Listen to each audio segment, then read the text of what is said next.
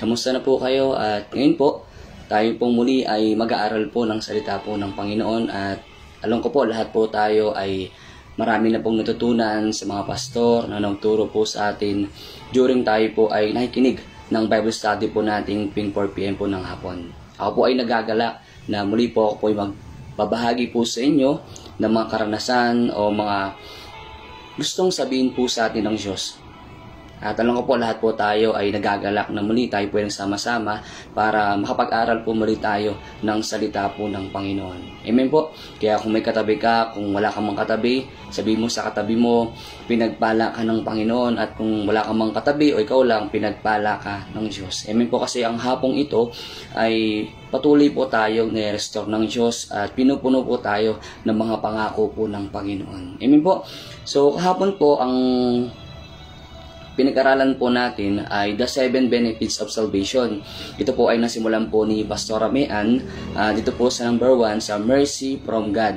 Alam niyo po, ang kagandahan po dito kapag tayo po ay nakatanggap ng salvation sa Panginoon, marami tayong benefits na makukuha po sa Panginoon. Amen po. Isa pong kagandahan sa buhay po ng isang anak ng Diyos na merong benefits na ibinibigay ang Diyos once na natanggap po natin yung salvation na ibinigay niya po sa atin. Katulad po ng ibinahagi po sa atin ni Pastor Amean sa mercy from God. Alam niyo po, ang Diyos po ay punong-puno ng himala sa buhay po natin. Alam ko po, lahat tayo may kanya-kanyang testimony na kung paano tayo po ay pinagpala ng Diyos. Kung paano kumilos ang Diyos sa buhay natin. Hindi lang po sa buhay po natin, kundi sa bawat pamilya po natin, sa mga simbahan.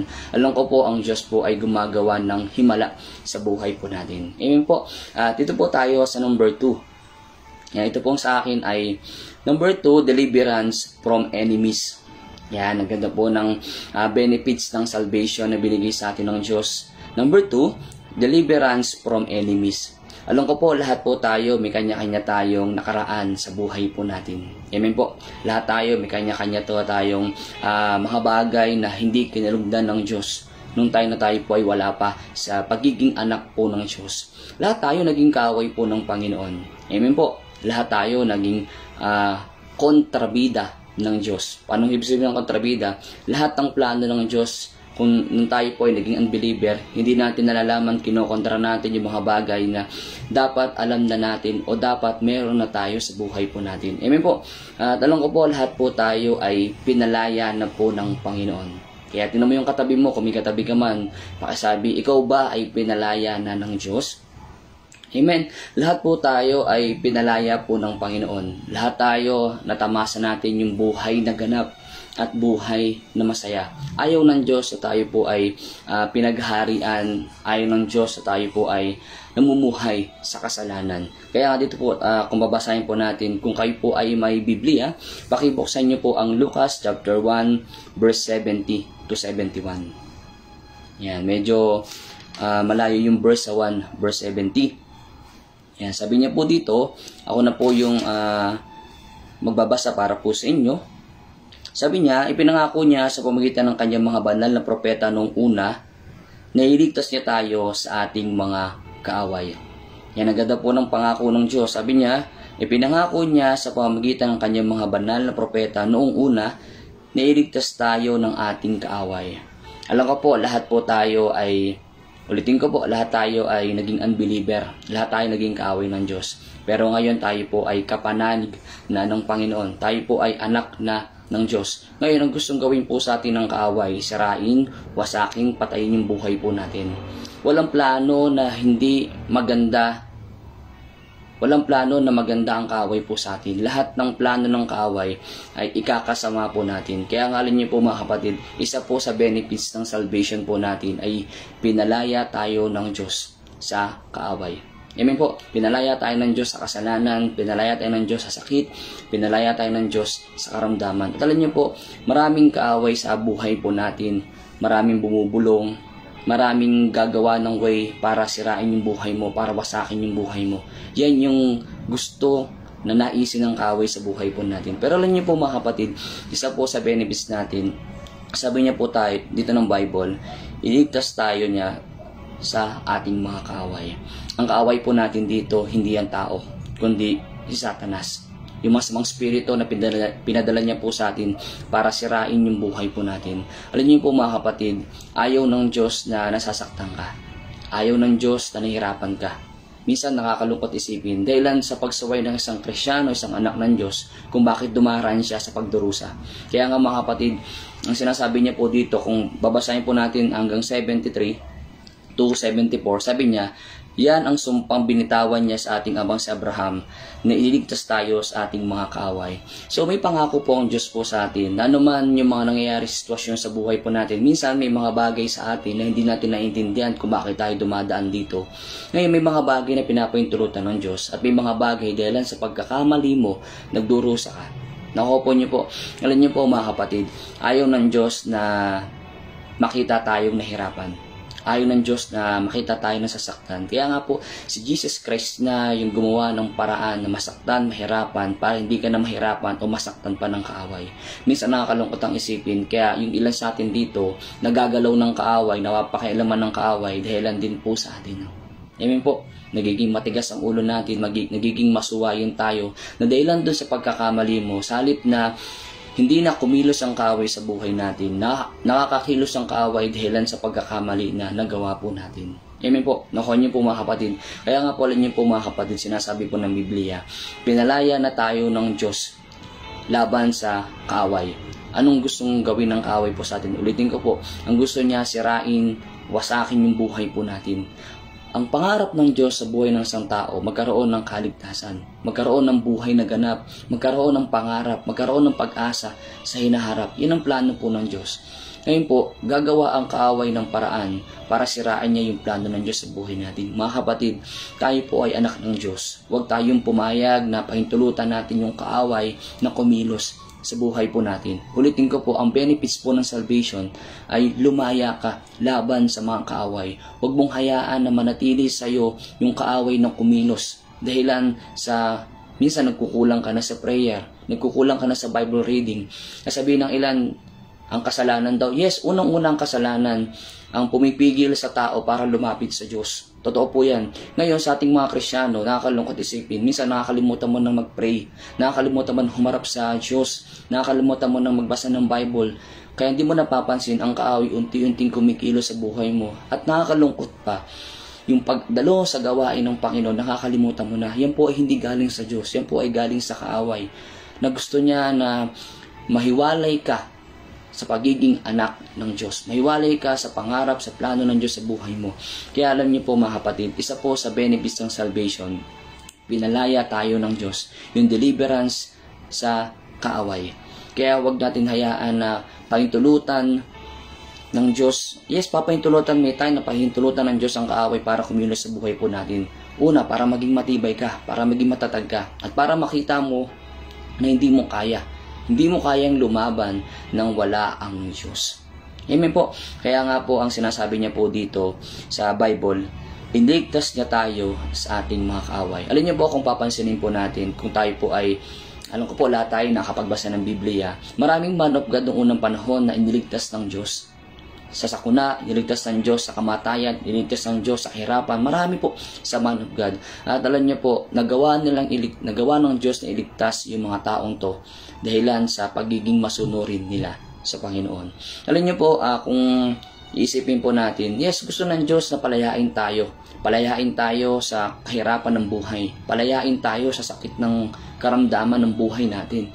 Ngayon, i-check natin minsan sa sarili po natin. Kasi alam ko po, yung ilan po sa atin dito na nakikinood o nanonood po ng Rema Pills ay halos matatagal na. Alam natin sa sarili po natin na pinalaya tayo ng Diyos. At huwag na tayong bumalik dun sa pagkakakulong kung saan dun tayo inalis ng Diyos.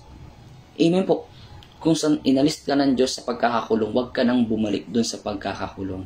At alam niyo po mga kapatid, maganda pa ang plano ng Diyos. Maganda pa yung pangarap ng Diyos sa atin. Tamasin natin yung kalooban ng Diyos sa buhay po natin. Kaya nga nakakalungkot, may mga taong nagkamali dahilan sa nagawa nila na bumalik sa mga bagay na hindi naman kagustuhan ng Diyos. Praise God, may mga taong nakabalik at nakakalungkot, may mga tao na tuluyan ang bumagsak. Amen po mga kapatid. Kaya nga, huwag na tayong babalik kung saan tayo nagsimula, kung saan tayo nanggaling, kung saan tayo pinulot ng Diyos. pinalaya ka ng Diyos sa kaaway, iniligtas ka ng Diyos sa kaaway, huwag mo nang hayaan na pahintulutan mo pa yung sarili mo na pumunta ka kung saan ka nadapa, kung saan ka nahirapan, kung saan ka nagdurusa. Huwag, mga kapatid.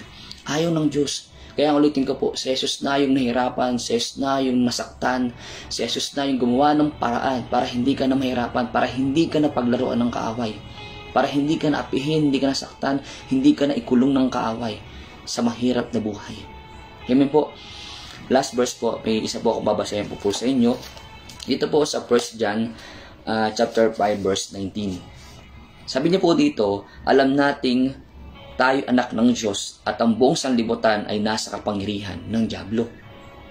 Sabi niya po dito, alam natin tayo anak ng Diyos at ang buong sanlibutan ay nasa kapangyarihan ng dyablo. Mga kapatid, ang paalala po ng Biblia, ang mundong ito ay pag-aari ng kaaway. Ngayon, kung hindi tayo magiging maingat sa bawat kinikilos natin, kung hindi tayo magiging maingat sa bawat sinasabi natin, sa ginagawa natin, maaring ang kaaway pumasok sa buhay po natin. Kaya nga sabi po ng Biblia, gusto ng Diyos na iligtas ang tao. Gusto ng Diyos na iligtas ang tao sa kahirapan. Gusto ng Diyos na iligtas ang tao sa pait ng buhay nila. Pero minsan may mga taong lumalayo. May mga tao na masuwayi, may mga tao na ayaw nilang kunin yung benefits ng salvation na maaari nilang makuha sa Panginoon. Kaya mga kapatid, tayo po nakakaalam ng benepisyo. Huwag tayong bumalik sa mga bagay na alam mong hindi yan nakakatulong sa iyo. Huwag tayong bumalik sa mga bagay na alam mong hindi yan makapagbigay ng kuluguran sa Diyos. Alam niyo po, may isa pong character sa Bible na noong time na si Jesus po ay wala pa sa lupa, may isang tao po sa Biblia na pinapahirapan niya ang kanyang sarili. Hindi siya to, kundi may masamang spiritong sumasapi sa kanya. Siya po ay nasa liblib na lugar, napakadilim ng buhay. Nasa sementeryo at sinusugatan niya ang kanyang sarili, pinapahirapan, sinasaktan ng dyablo ang katawan ng taong to. At alam niyo po, ang Diyos po ba ay malungkot kapag ang tao nakikita niya nahirapan? Yes, malungkot ang Diyos. At alam niyo po, nung tayo na nakita ni Jesus, itong taong ito, sa tingin niyo po kaya, ano ang naramdaman ni Jesus? Alam ko po, ang unang naramdaman ni Jesus, awa, habag dun sa tao. Kaya alam niyo po, ang ginawa ni Jesus, pinuntahan niya to, nakita niya to, at gusto saktan ng masamang spirito si Jesus, pero hindi magawa ng dyablo.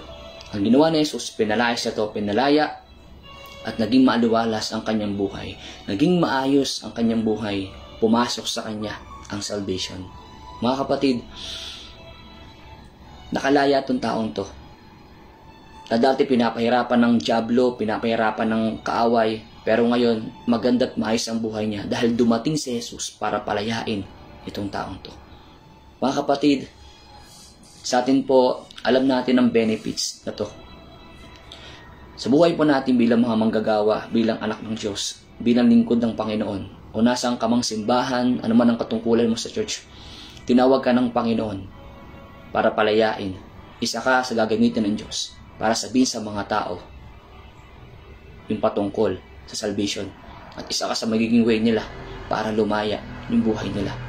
Personal po, ako po ay nagpapasalamat sa tao pong nagbahagi sa akin ng Word of God.